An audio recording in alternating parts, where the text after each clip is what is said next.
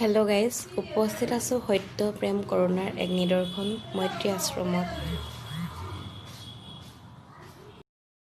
Guys, welcome to my channel প্ৰিয়ংকাছ বাহুনী blog.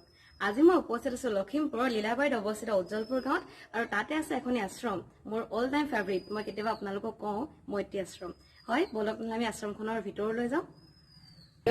আজি মই ইয়ালৈ আহিছোঁ এটা বিশেষ কাৰণত। আজি হৈছে আশ্ৰমখনৰ প্ৰতিষ্ঠাতা আচাৰ্য বিনোৱা ভাৱেৰ 38তম মৃত্যুবাৰ্ষিকী, আৰু তেখেতৰ মৃত্যুবাৰ্ষিকী উপলক্ষে এয়া এখন চাকি জ্বলি আছে, আৰু তেখেতৰ শ্ৰদ্ধাঞ্জলি ইতিমধ্যে অৰ্পণ কৰা হৈ গৈছে।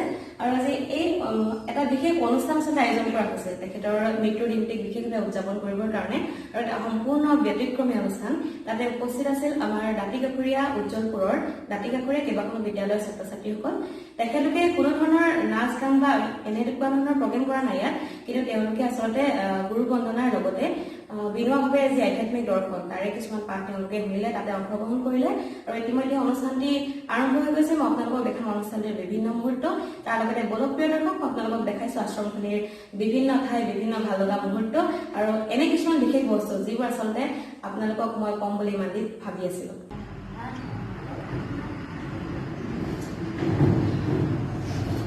আচাৰ্য বিনোৱা ভাৱেৰ 38তম মৃত্যুবাৰ্ষিকী উপলক্ষে এনেকৈ উপস্থিত আছিল আমাৰ মৈত্ৰী আশ্ৰমৰ আৱাসীসকলৰ লগতে তেওঁলোকৰ শুভাকাংক্ষীসকলো, আৰু কেইখনমান বিদ্যালয়ৰ ছাত্ৰ ছাত্ৰীসকল, আৰু এগৰাকী আধ্যাত্মিক দৰ্শনৰ লগতে বিনোৱা ভাৱেৰ অন্তিম জীৱনকালৰ কথা এনেকৈ বৰ্ণনা কৰিছিল। বেলেগ বেলেগ পাৰ্টি নেতাগণ নিকটৱৰ্তী জনতা ঈশ্বৰ শ্ৰীযুত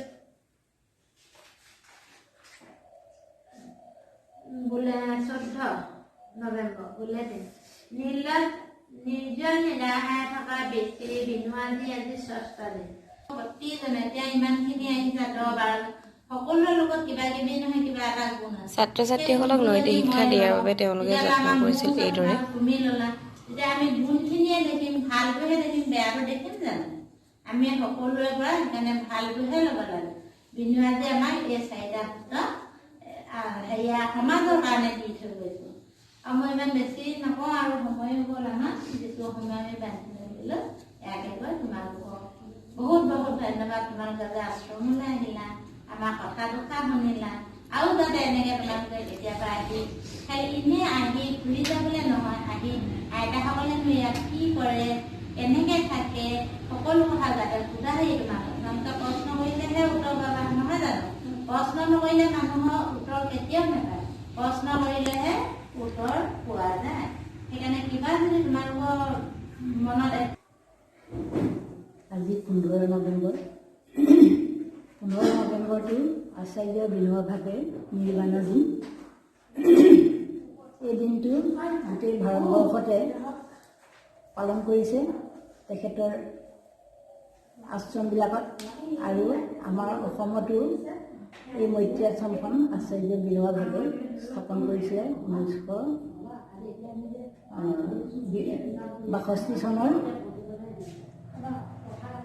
5 মাৰ্চ তাৰিখে।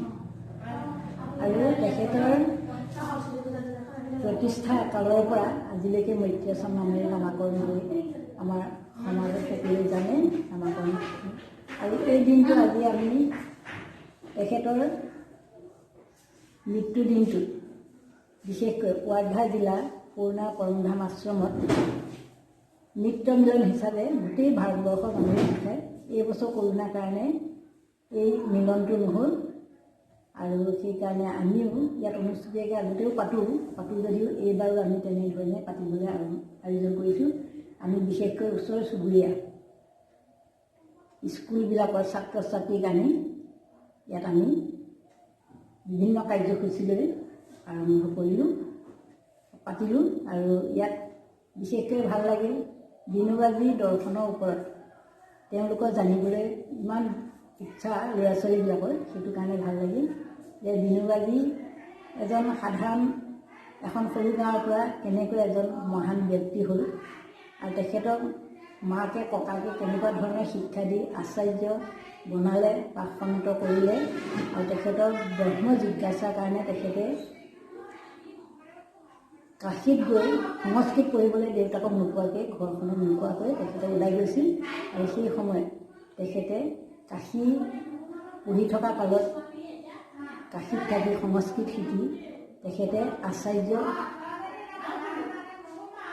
উপাধিও ল'লে আৰু তেখেতে গোটেই ভাৰতবৰ্ষত খোজকাঢ়ি কাঢ়ি ঘূৰি তেখেতে গ্ৰাম দান ভূদানৰ কাম কৰিলে আৰু তেখেতসকলৰ মাকে তেখেতসকলক শিকাইছিলে ব্ৰহ্মচাৰ্য ব্ৰত পালন কৰি তেওঁলোকৰ 42 পুৰুষটো কেনেকৈ উদ্ধাৰ কৰিব পাৰে এই শিক্ষাটো দিছিলে। বিশেষকৈ মাকগৰাকী যদি সঁচাকৈ ভাল আধ্যাত্মিক জ্ঞানী হয় তেতিয়াহ'লে সন্তানৰ তেনেকুৱা জ্ঞান হয়। এতিয়া আমাৰ সমাজত আমি এতিয়া দেখিছোঁ আমাৰ আধ্যাত্মিক শিক্ষাটো খুবেই কম আৰু সেই শিক্ষাৰ কাৰণে আমি যথেষ্ট কষ্ট কৰিব লাগিব। আৰু এতিয়া এই বিনোবা-ভাৱে আশ্ৰমত তেখেতে ভাবিছিলে যে এই আশ্ৰমখন প্ৰতিষ্ঠা এইকাৰণে কৰিছিল যে ইয়াত আধ্যাত্মিক সাধনা হ'ব। যিসকল ব্ৰহ্মচাৰী ভনী থাকিব সেইসকলে ইয়াত আধ্যাত্মিক সাধনা কৰিব আৰু এই সাধনাৰ দ্বাৰাই সমাজত তেওঁলোকে আৰু গান্ধী বিনোবা বিচাৰত সাধাৰণতে তেখেতসকলৰ আছিল যে দুখীয়া দৰিদ্ৰ মানুহৰ সমাজখন তেনেকুৱা ওপৰলৈ উঠাব পাৰি, সৰ্বোদয় বিচাৰিছিলে, সকলোৱে সমান হওক এই ভাৱনাটো আছিলে। যেতিয়া ভাৰতবৰ্ষ স্বাধীন কৰিছিলে তেতিয়া গান্ধী বিনোবা তেখেতসকল আমাৰ যেনেকৈ অসমত শংকৰ মাধৱ ঠিক তেনেকৈ গান্ধী বিনোবাৰ তেনেকুৱা ধৰণৰ সম্বন্ধ আছিল। আজি তেখেতসকলৰ এই 42 পুৰুষ উদ্ধাৰৰ মাকৰ যিটো ভাৱনা আছিল সেই ভাৱনাটো আগত ৰাখি তেওঁলোকে গোটেই জীৱন ব্ৰহ্মচাৰী হৈ তেওঁলোকৰ 3জন ভাই ককাই থাকিলে আৰু ঘূৰি ঘূৰি আহি অসমত এই মৈত্ৰী আশ্ৰম প্ৰতিষ্ঠা কৰিলে। আৰু মৈত্ৰী আশ্ৰমৰ উদ্দেশ্য আছিল মৈত্ৰী ভাৱনা হ'ব লাগে, মৈত্ৰী লক্ষ্য হ'ব লাগে, মৈত্ৰী এনেকুৱা ধৰণৰ তেওঁলোকৰ ভাৱনা ইয়াত প্ৰতিষ্ঠা কৰিছিলে। আৰু তেখেতে এটা কথা কৈছিল যে এই আশ্ৰমখন কোনো চৰকাৰী ধনেৰে পৰিচালিত হ'ব নালাগে, ইয়াত নিজৰ প্ৰিয় দৰ্শক, আজি মই মৈত্ৰী আশ্ৰমৰ বিভিন্ন অনুষ্ঠান আপোনালোকক দেখালোঁ। বিভিন্ন আমাৰ যিবোৰ আছে মানে তেওঁলোকে কেনেকৈ ধৰণে স্বাৱলম্বী হৈ আছে আৰু কি কাম কৰে আশ্ৰমতে, আৰু আজিৰ যিটো অনুষ্ঠানৰ কিয়দংশ দেখাবলৈ সক্ষম হ'লোঁ। তাৰ লগতে ইয়াতে এটা মিউজিয়াম আছে সেইটোও দেখালোঁ। ভৱিষ্যত সময়ত আৰু কিছুমান কাম আমি মৈত্ৰী আশ্ৰমৰ পৰা আপোনালোকক দেখাম। মৈত্ৰী আশ্ৰমৰ এটা ফেচবুক পেজো আছে আৰু গুগলত চাৰ্চ কৰিলেও আপোনালোকে পাব। যদিও তেওঁলোকে অনলাইন বহুত বেছি এক্টিভ হৈ নাথাকে আৰু যিখিনি কাম কৰি থাকে আচলতে সম্পূৰ্ণ প্ৰচাৰ বিমুখভাৱেই কৰি আছে, তথাপিও আমি যিহেতু এই আশ্ৰমখনৰ আদৰ্শখিনি যথেষ্টভাৱে আমি ভাল পাইছোঁ আৰু পঢ়ি থকা দিনৰ পৰা বিভিন্ন সময়ত আহিছিলোঁ আইতাহঁতৰ মাজত থাকি আচলতে আমাৰ মনৰ কিছুমান ভাৱ যদি আমাৰ মনবোৰ ভাল লাগি থাকে তেনেকুৱা সময়তো ভাল লাগিছিল আৰু বহুত কথা আমি আচলতে শিকিব পাৰিছোঁ। আধ্যাত্মিক আৰু দৰ্শন এই দুইটা বিষয় আচলতে ওতঃপ্ৰোতভাৱে জড়িত হৈ থাকি আমাৰ মৈত্ৰী অৰ্থাৎ আমাৰ মিলা প্ৰীতিৰ লগতে আমাৰ ঐক্যতা, মনৰ পবিত্ৰতা এই গোটেইখিনি ধ্যান ধাৰণা পৰিৱৰ্তনৰ কাৰণে মই ভাবোঁ এই আশ্ৰমখন আটাইতকৈ বেছি সুযোগ্য স্থান। আপোনালোকো কেতিয়াবা আহিব। লখিমপুৰ জিলাৰ লীলাবাৰীৰ সমীপৰে উজ্জ্বলপুৰ গাঁৱত এই আশ্ৰমখন আছে। পৰৱৰ্তী সময়ত এনেকুৱা বহু সুন্দৰ সুন্দৰ ভিডিঅ' আপোনালোকক মই উপহাৰ দিম, কিন্তু আজিলৈ এইখিনিতে মই বিদায় জনাইছোঁ। তাৰ লগতে আইতাহঁতৰ তৰফৰ পৰা আচলতে তেওঁলোকে কিবা এটা ক'ব নেকি শেষত? ধন্যবাদ, তুমি আহি নিজে আমাক সহযোগ দিছা, আমাৰ অনুষ্ঠানটোত ভাগ লৈছা, আহি বহুত সুখী আমি। হয়, আৰু সকলো শ্ৰোতা দৰ্শকৰ সন্মুখত মই আইতা বাইদেউ সকলোকে মই ধন্যবাদ জ্ঞাপন কৰিছোঁ আৰু আজিৰ এই ব্লগটি মই ইয়াতে সামৰিছোঁ।